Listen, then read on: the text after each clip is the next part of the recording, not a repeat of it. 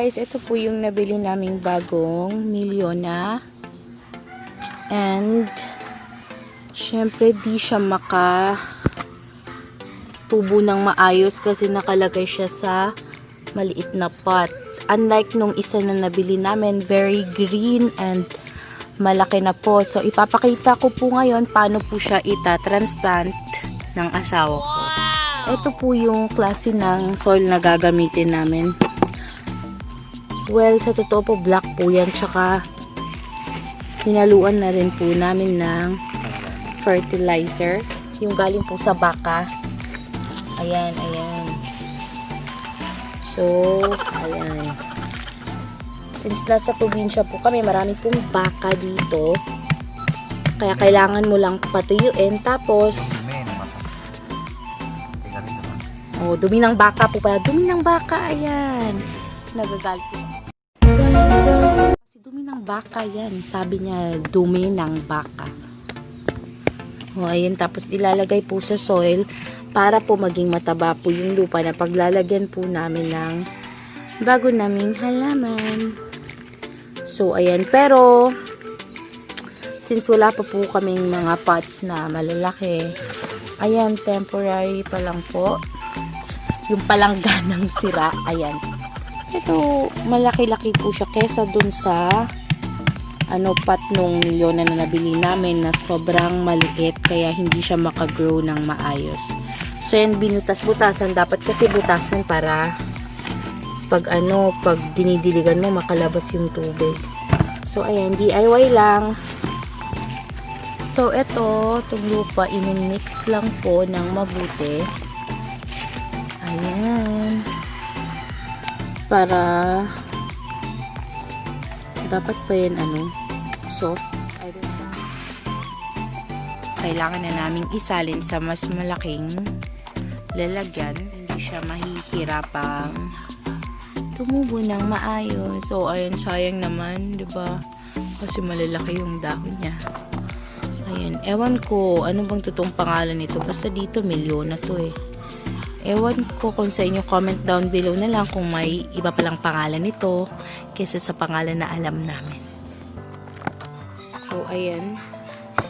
Kumukuha po siya ng lupa galing dito. Transfer dyan. And by the way, this is our first vlog. So, please like and subscribe. Comment na din kayo kung meron kayong iba pang gustong video na gagawin namin. Syempre, we're more on planting and we're a family vlogging. So, of course, about family, about planting, about what we do at home. Lahat na lang ng trip. So, tatanungin natin siya, bakit niya pinaflat yan.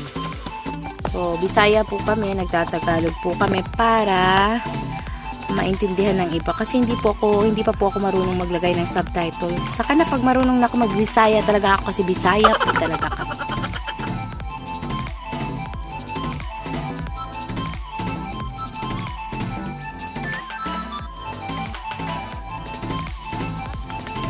Yung magkugiyo, ayun, hindi siya nagsasalita kasi ewan ko. Basta ako nagbibigyo lang. Hoy! Hoy, chin. Ang lakas, kinukuyog na niya. So, medyo mahirap na po siyang tanggalin kasi po, kumapit na siguro yung mga ugat niya sa pot niya. Kasi yung plastic pot lang na, mga mumurahing pot, pero di naman siya ganun kaliit. Yun lang yung nilagyan niya ng halaman. Kaya medyo hindi siya nakatubo ng maayos. Which is, dapat naman talaga yung nakaspread ng mabuti yung dahon niya. Kasi nga, I think ito yung nature ng halamang to eh. Kaya dapat nasa malaking pot siya. Like nung isa. Tingnan nyo, diba? Nung nilagay siya sa palanggana kasi siya nakatanim ganyan. So, nakaano talaga siya ng maayos. Ayan. So, don't worry, son, i-update na rin namin kayo kung ano mangyayari nitong nilipat namin na halaman. Hala, kasi no choice. Kailangan niya gupit natin yung plastic na pot para mailabas. So, tingnan mo, grabe na yung ugat mo. Hindi, malaki na talaga siya. And, this one really needs a new home. Kailangan lang tanggalin ito sa pot na to. Uy, careful. Careful yung dahon po. Baka pumabali. Sayang po. Hello. Kaya mo, kaya mo. Ayan. Tira.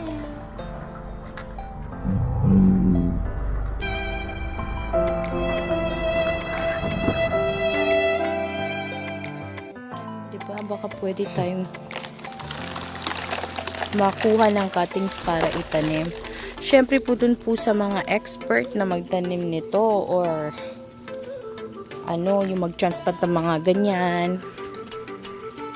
Paki-share na lang po. Baka meron kayong ideas or meron kayong parang suggestion paano gawin yun kasi DIY lang to sa amin and this is how we usually do it. Siya lang po. Siya po yung natatanim. So, hindi po supportive lang po ako. So, ayan. Inano po niya yung mga lupa. Lupa ba yan? Lupa nga. Yung nasa yung nasa pot.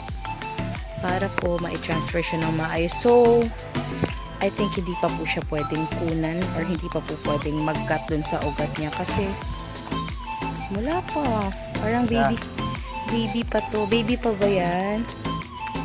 Baby pa siya. So, itatanim na lang namin till lumaki siya para makakuha tayo ng cuttings for another Milliona. Ayan. Malaki po siya pero baby pa pala siya. Malaki po yung dahon niya. Ayan. So, in a while, nasa loob na po siya ng blue na palanggana. Palanggana po, pasensya na po kayo. Baka naman may mag-donate ng kaang dito. Baka naman, yung malaki. So, ayan. Ilalagay na po siya. Ayan.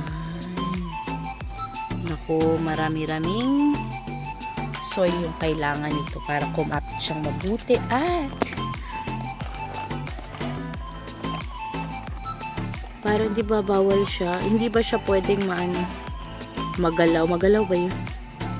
Parang matandog si Tagalog na po. Kasi para maayos yung pagtubo niya. Kailangan mo kailangan po pala i-arrange po yung mga ugat-ugat niya para hindi na po siya pakalat-kalat lumabas-labas. Para hindi po siya pakalat-kalat sa labas po ng pinaglalagan niya. Okay, para makatubo po siya ng maayos. Syempre, pag mahal naman natin yung plant natin, inaalagaan ng ganyan. So, dapat lagyan ng maraming lupa yan para tumubo ng maayos. Hello, so ayan, I need to pause for a while to hold the stem kasi baka naman matumban no, kawawan naman. So, nalalagyan na po siya ng, sabi niya, dumi ng baka para fertilizer. O, ayan. Tapos, lalagyan pa ulit yan ng isa pang layer ng lupa. Syempre, yung matabang lupa po yung piliin nyo para syempre naman lumaki ng maayos yung pananim. Yung tanim. So, ayan. Yung nilagyan na rin po yun ng fertilizer para naman maayos yung paglaki niya. Sige na. Kailangan ko ulit i-pause kasi para makatulong naman tayo na. Yan! Puno na po. Puno na po siya. Ayan. Diba? Ayan. So, ang ganda niya.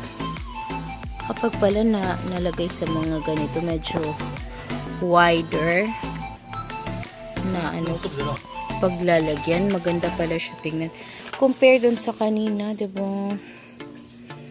So, ayan, Wow, para siyang nag-transform. Ang ganda-ganda na niya. Ganda-ganda na. Oh, ay ganda ba? Gandang di mo ay nakala. So, yan. Kailangan namin siyang bilhan ng pot soon. Yung mga lalaking pot. Baka po may alam kayo.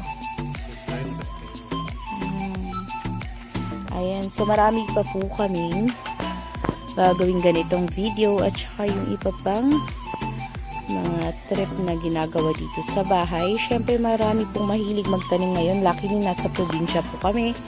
May lupa po na pagtataniman. Okay po. So, abangan nyo na lang po yung ito po, Wave of Love. Kakaampon. Inampon po ito. Tingnan nyo po yung itsura. So, ililipat po natin siya sa malaking pot para makagrow din siya ng maayos. Ganyan. Ito, diba? Yan, maliit yung pot niya. So, kailangan din ito ng malaking pot. So, ayan. Baka kilala nyo po to. May tawag po kayo sa mga plants na meron kami. Comment down below na lang po. Ayan. So, soon, pag okay na lahat, makakahanap po tayo ng magandang pagsasalinan ng mga halaman natin para hindi po siya kawawa at lumaki po siyang maayos. And, by the way, prayer plant nga po pala. O, ayan. May patubo ng isa. 2 months po. O, 2 to 3 months po namin hinintay bago po ito magkadahon. Ito lang po talaga yung dahon. Pinagtiyagaan po namin hintayin. And, our ampon, yung hiningi ko po, sana tumubo na to. Ayan, malapit na. Yay! So, ayan. Momontage pa natin yung isang Milliona. Mukhang ganito na. Sige, guys!